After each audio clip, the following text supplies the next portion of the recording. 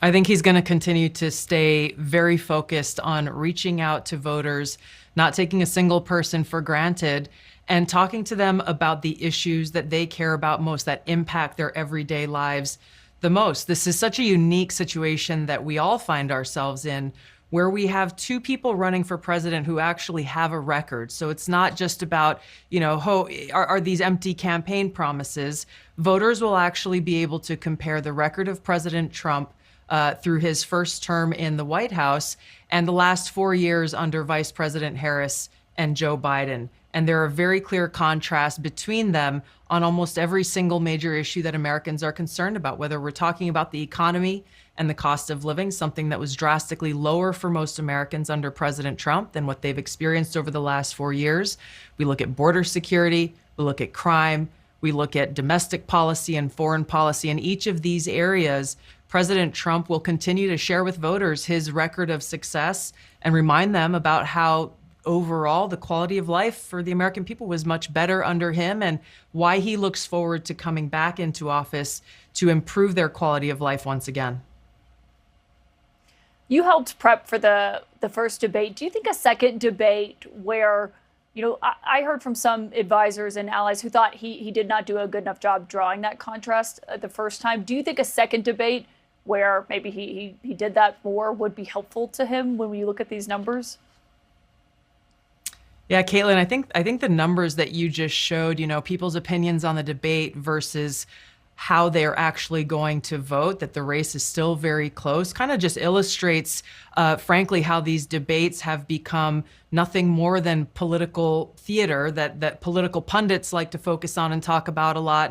And a lot of the mainstream media likes to talk about the debates. But when it comes down to voters, what they really care about most are hearing from these candidates about their issues and about their record. And so I've had personal experience with this when I ran for president in 2020. It was a frustrating situation where, you've got 90 seconds, maybe 2 minutes to talk about very serious issues that people are impacted by every day. So President Trump's going to continue to stay focused. He is working hard. He is traveling and going and seeing voters exactly where they are. You talked about a disciplined campaign and having that. When Trump is in North Carolina on Saturday, a must-win state, do you share the concerns that others have about Mark Robinson and the new reporting that came out today about the candidate and the comments that he's made, given Trump has emphatically endorsed him? Do you think he should disavow him? Based on what I've seen in the news today, those are questions for Mark Robinson.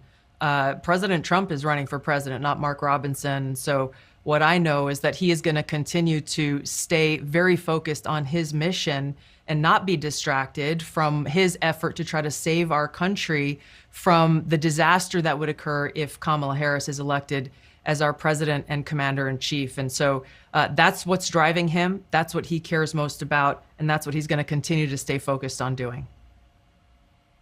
Yeah, I just think we've heard concerns about whether it hurts turnout or how Republicans in North Carolina feel about that, of course, with Mark Robinson at the top of the ticket, of course, underneath Donald Trump as he's running in that state. But I want to ask you about another issue in this election, because you've spoken very candidly and really personally about a struggle that you've had with IVF, which is something that I think a lot of women can relate to. I know a lot of women can relate to because we've had many of them on this show.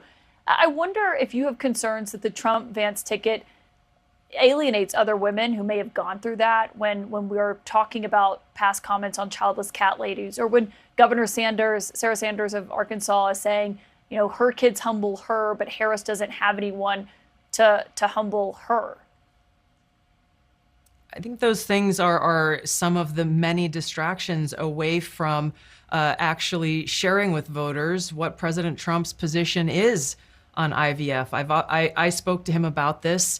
He didn't know I was going to ask him a question. He didn't know what I was going through, but we did a town hall in La Crosse, Wisconsin, where I shared with him the struggles that my husband and I went through in trying to start our own family, and how we went through multiple rounds of IVF as part of that process. And unfortunately, it didn't work out for us, but it does help so many families. And President Trump shared with me what he has been consistent in all along, is how much he supports people's efforts who are going through these struggles, how much he supports IVF, even going farther than I think anyone else has it, as far as I know in politics, in making sure that we have access. As you know, it's extremely expensive.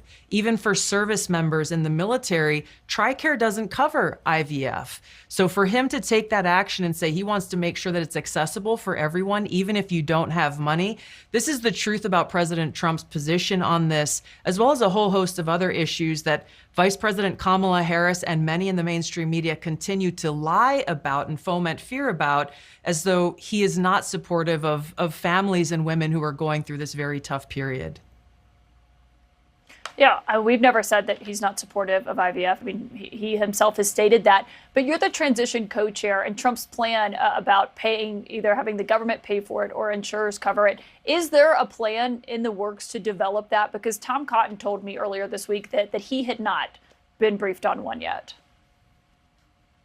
Well, President Trump is focused on earning the trust and confidence and votes of Americans in this country. As you pointed out, we have just 47 days left before Election Day, and that's what he's focused his energy on right now. I know there are people who are working on the policy front, but he is very much focused on getting out there and speaking the truth about his record and Kamala Harris's record so that people can understand the truth and not be distracted by all of these other things.